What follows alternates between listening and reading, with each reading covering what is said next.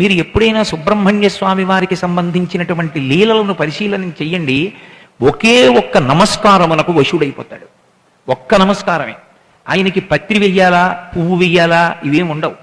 ఒకే ఒక్క నమస్కారం త్రికరణ శుద్ధిగా చేస్తే చాలు సుబ్రహ్మణ్యుడికి. అసలు ఒకచో నమస్కారం కూడా అక్కర్లేదు.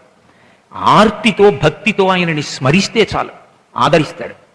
ఆదరించడం ఒకెత్తైతే పరిపూర్ణమైన జ్ఞానిగా తన వలన కించిత్ దోషం జరిగింది అని అనిపించింది అనుకోండి, నిజంగా అది ఆయన వేరొకరి యొక్క గర్వాన్ని పరిహరించడానికి చేసినప్పటికీ. గురుభ్యో నమః. శ్రీ వల్లీ దేవసేన సహిత సుబ్రహ్మణ్యేశ్వరాయ నమః.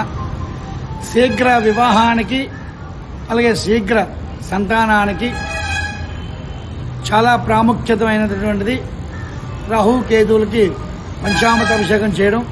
అది మన దేవాలయంలో ప్రతి మంగళవారం కూడా సర్పదోషాలకు, కాలసర్పదోషాలకు కూడా ఈ యొక్క సుబ్రహ్మణ్యేశ్వర స్వామికి పంచామృతాలతో అభిషేకం చేసినట్లయితే వాళ్ళకి సంతానం కలిగి, వివాహం కలిగి, వ్యాపారం అయితే వ్యాపారం అభివృద్ధి చెంది, ఉద్యోగం అయితే ఉద్యోగం అభివృద్ధి చెందుతుంది. దీన్ని అభిషేకం చేయడం వల్ల 9 వారాలు కానీ 11 వారాలు కానీ 18 వారాలు అభిషేకం చేసినట్లయితే వాళ్ళకి ఖచ్చితంగా జరుగుతాయి. ఎందుకంటే మన దేవాలయంలో సుబ్రహ్మణ్యేశ్వర స్వామితో పాటు రాహువు అలాగే కేతువు కూడా ప్రతిష్టాపన జరిగింది. శ్రీకాళహస్తిలోనే ఉన్న ఈ దేవాలయం మన వెంకోజీపాలెంలో కూడా ఈ దేవాలయం వెలిసింది. కావున ఇక్కడ ఈ యొక్క కార్యక్రమం జయప్రదం చేసి అందరూ కూడా స్వామిని దర్శించుకుంటారని కోరుతున్నాం. శుభం.